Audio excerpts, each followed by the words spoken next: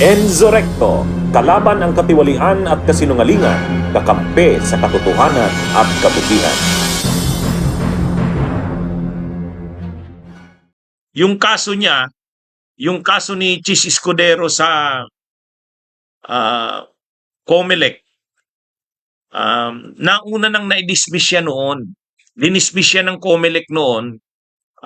Mabuti na lang, mayroong isang abogado, si Attorney Jess Falses, na nag-file ng formal complaint sa COMELEC.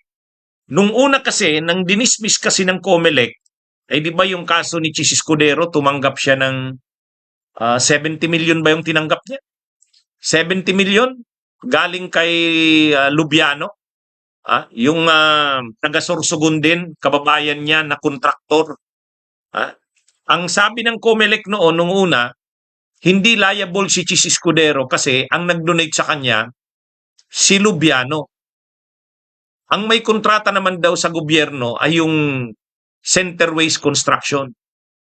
Yung Centerways Construction, pag-aari ni Lubiano.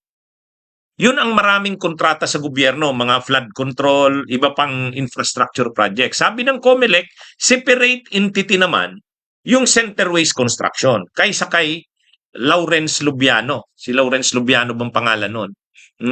Kaya sabi ng COMELEC, ang nag-donate sa kanya yung si Lubiano. Bagamat siya ang may-ari ng Centerways Construction, yung Centerways Construction ang may mga kontrata sa gobyerno. Kaya hindi liable si Chis Escudero. Kasi yung donor niya, bawal lang yung donor na may kontrata sa gobyerno. Ay si Lubiano wala naman siyang kontrata sa gobyerno. Actually, napakaano nung ganung justification ng COMELEC eh. Anyway, buti na lang may isang abogado, si Attorney Jess Falses, hindi nakumbinsi sa ganung rason ng COMELEC. Ginawa niya, nag-file siya ng complaint.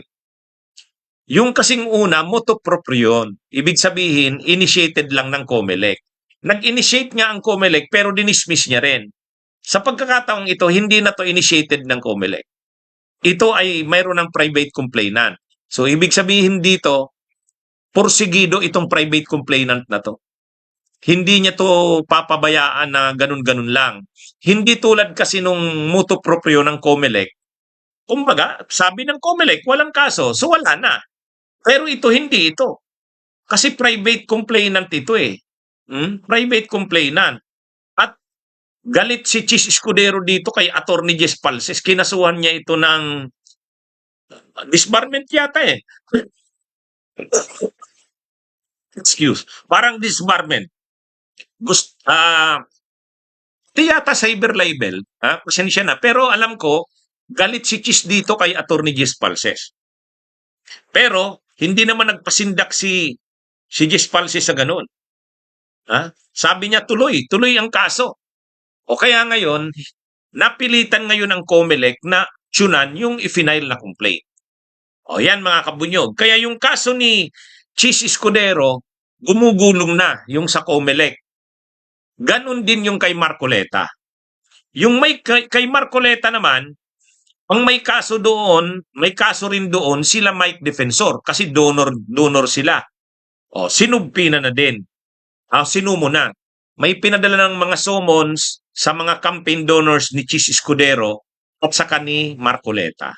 So pinagpapaliwanag na sila. So ibig sabihin yung mga kaso sa COMELEC ni Chis Escudero at saka yung mga donors ni Marcoleta, hindi pa po yun tapos.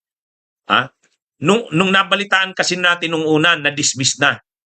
Na-dismiss ng COMELEC yung motu proprio investigation niya.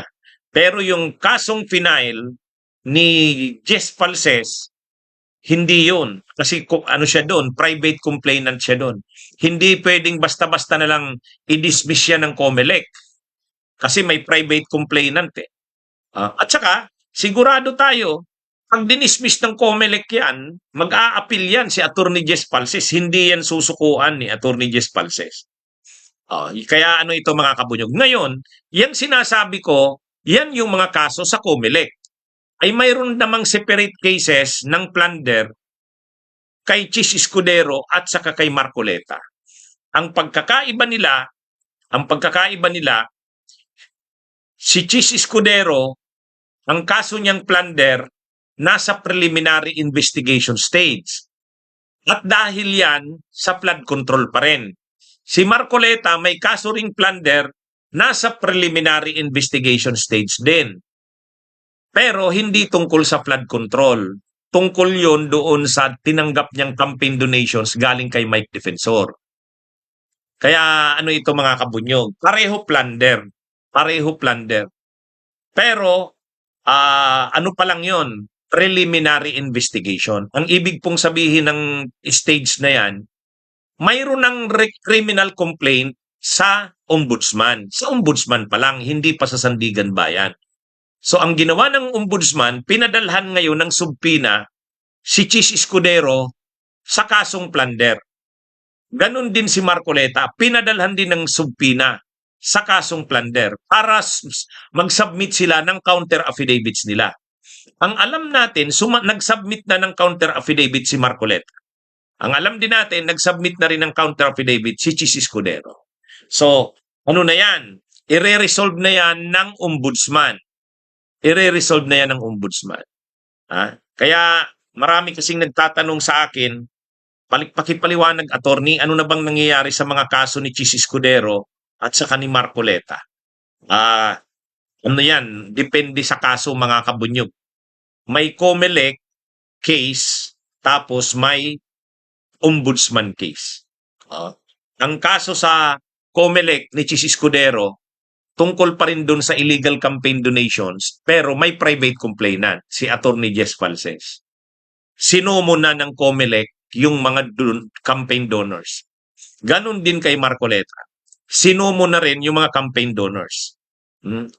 Pero may mabigat pang kaso sa kanila, hindi tungkol sa elections, kundi tungkol sa plunder. Magkaiba ang dahilan ng plunder. Kay Chis Escudero sa flood control. Kay Marcoleta, dun sa natanggap niyang 75 million pesos na illegal campaign na campaign donations din. Bakit naman nakasuhan ng plunder si Marcoleta doon? Kasi sabi niya, hindi naman siya kandidato nang tinanggap niya yon. Kasi hindi pa naman campaign period. Pero congressman siya nang tinanggap niya yon. So bawal yun. Bawal yun. Official ka ng gobyerno, tumanggap ka ng ganun kalaking amount, 75 million. Galing yun sa tatlong tao. Kay Mike Defensor, sa isang ang apelyido ay Espirito, at sa isa pang ang apelyido ay Viray. Kaya Defensor, Viray, Espirito. Yan yung tatlong campaign donors. Bawal yun, bawal tumanggap ang isang public official ng anumang gift. Pera man yan o ano. Kahit sabihin mo pang walang kapalit yun. Bawal yun. Sa katunayan, hindi lang plunder ang kaso doon ni Marcoleta, indirect bribery. Kasi kung may kapalit yung pagbigay na yon, direct bribery yun. Pero dahil wala namang kapalit, indirect bribery. Pero separate yung plunder sa indirect bribery. So yan mga kabunyog, mga kababayan, yan po yung yan yung update diyan. So ano na bang status ng kaso? May criminal complaint na sa ombudsman. Hindi na lang po ito ordinaryong investigation stage. Ang investigation kasi, maraming klase ng investigation. May investigation na nagtitipon pa lang ng ebidensya. Nagki-case build up pa lang. So halimbawa, yung mga investigation ng NBI, hindi na ito, wala na ito sa NBI. Wala na rin ito sa investigation stage ng mga ahensya.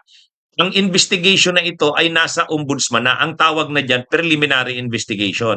Ang purpose ng investigation na yan is to determine kung may probable cause. Pero sa bagong ngayon, prima facie evidence o kaya reasonable certainty of conviction.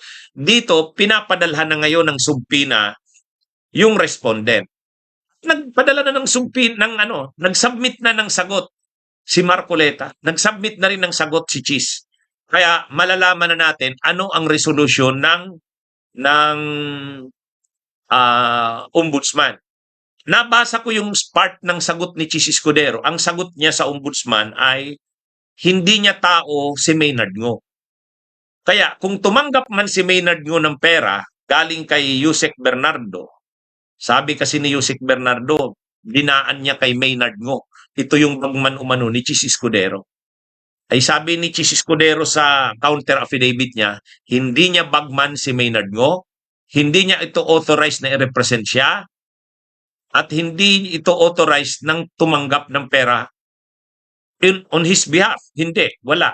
Kaya parang dumidistansya si Chis Escudero kay Maynard. O yan mga kabunyog.